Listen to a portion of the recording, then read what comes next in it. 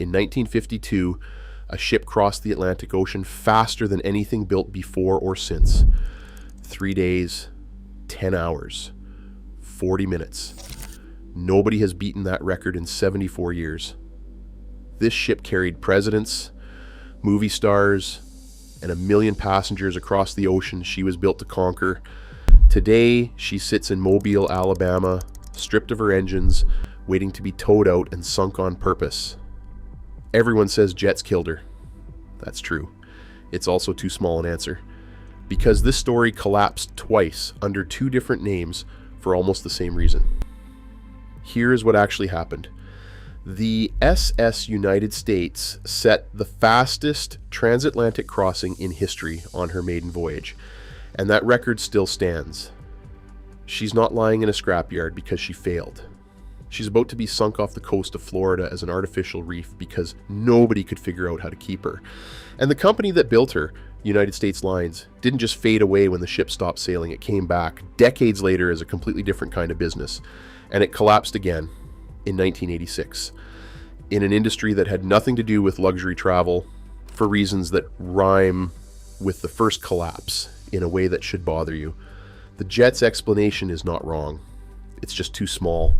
There's a second collapse hiding behind the first one, and almost nobody tells that part. To understand any of this, you have to go back before the speed record, before the celebrities.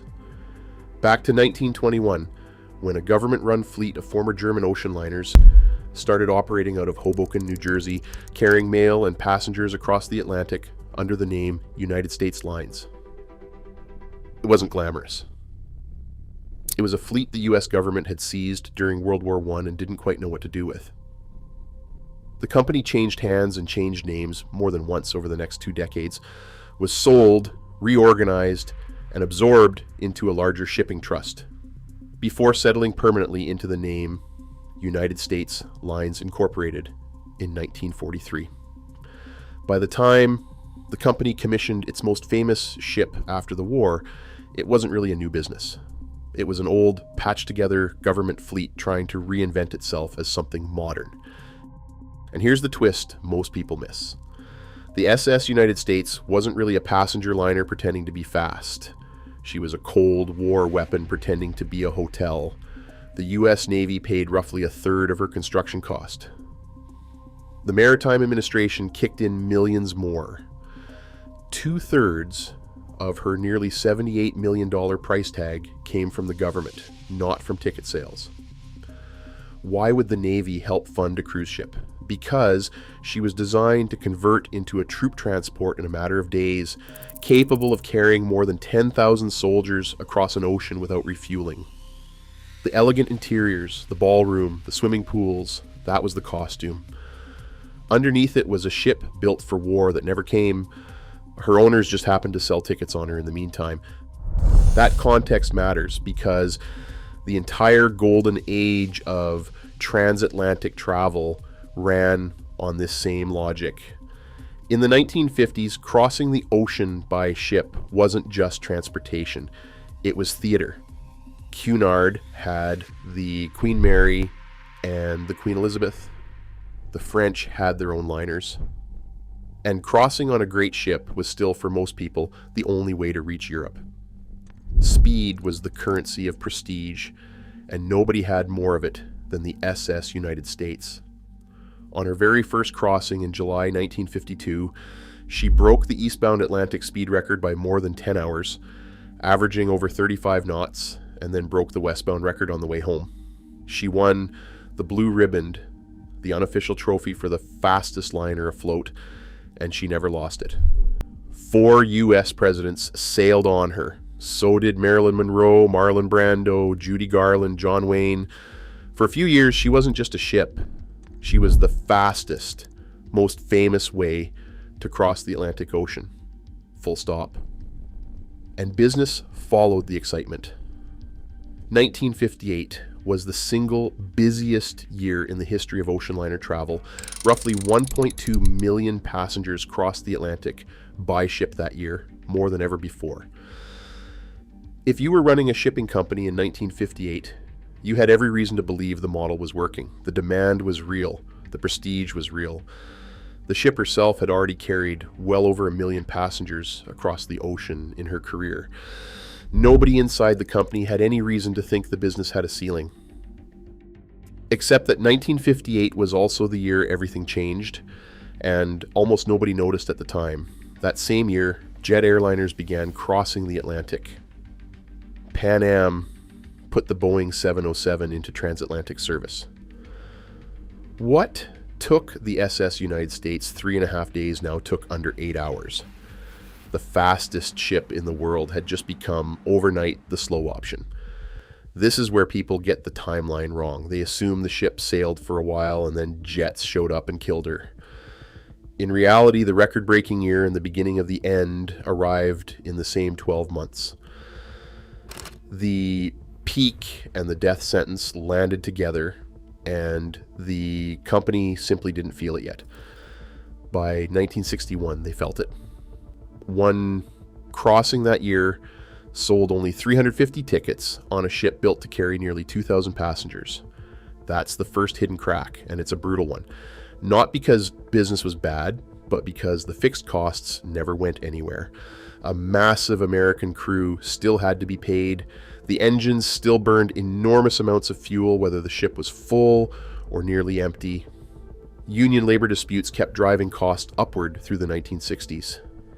And the government subsidies that had propped up the entire business model from day one started getting harder to justify because the Navy no longer needed a Cold War troop ship dressed as a luxury liner. That threat had cooled, and Congress wasn't eager to keep paying for glamour. Passengers were disappearing to airplanes. Costs kept climbing anyway. That's the trap. The ship's greatest strength, being the fastest and most extravagant thing on the water, meant she also had the highest cost to carry when the passengers stopped showing up. By 1969, the owners, Walter Kidd and Company, who'd taken over the company the year before, decided the era was simply finished. The ship came in for a routine overhaul that October and never sailed again. The withdrawal was abrupt enough that some crew members reportedly left personal belongings on board, expecting to return for the next voyage. Instead, the gangway doors were sealed.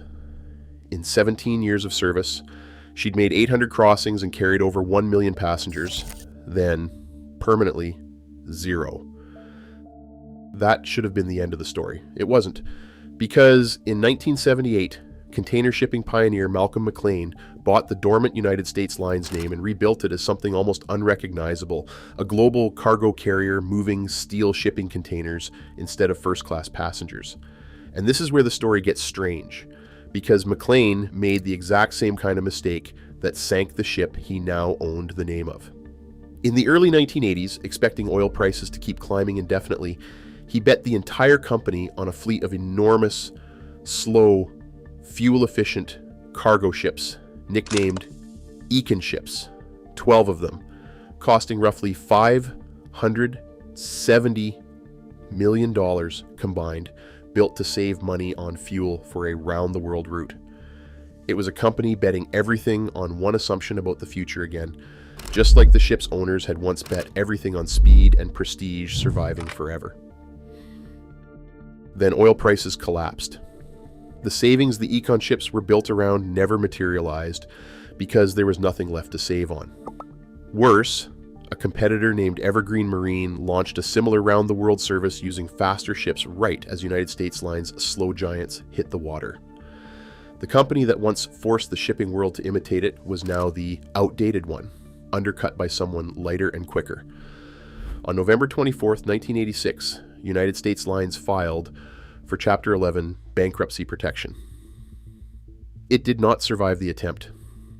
Combined liabilities across the filing topped $2.7 billion, making it the largest maritime bankruptcy in American history at the time. The Econ ships were sold off for roughly a quarter of what they cost to build. Some were purchased by Sealand, ironically the earlier container company McLean himself had founded and sold years before. The company that pioneered the modern shipping container had just bankrupted its second attempt at running one. Bankruptcy protection is supposed to be an attempt to survive. Liquidation is what happens when that attempt fails. United States Lines never came back from 1986. The name kept getting reused by later unrelated ventures, but the actual company, the ships, the routes, the workforce was gone. And the physical ship, the one that started this whole story, kept drifting through failed comebacks for decades. She sat rusting in Philadelphia for years, while 3 separate buyers, a cruise line in 2003, another company in 2016, and a real estate developer in the 2020s, each announced plans to restore her, and each one walked away when the cost became impossible to justify. In 2024, a dock dispute in Philadelphia forced her out entirely. A court ruled she had to vacate her berth. In 2025, tugboats pulled her nearly 2,000 miles to Mobile, Alabama, where crews stripped her funnels, her wiring, her fuel, piece by piece, preparing her hull to be sunk upright off the coast of Florida as the world's largest artificial reef. Behind every one of those failed rescue attempts were real people who had organized their lives around this ship. Former crew members who had worked her decks, families who had crossed the ocean on her, and a preservation community that fought for decades to keep her afloat. The president of the SS United States Conservancy, Susan Gibbs, is the granddaughter of the man who designed the ship.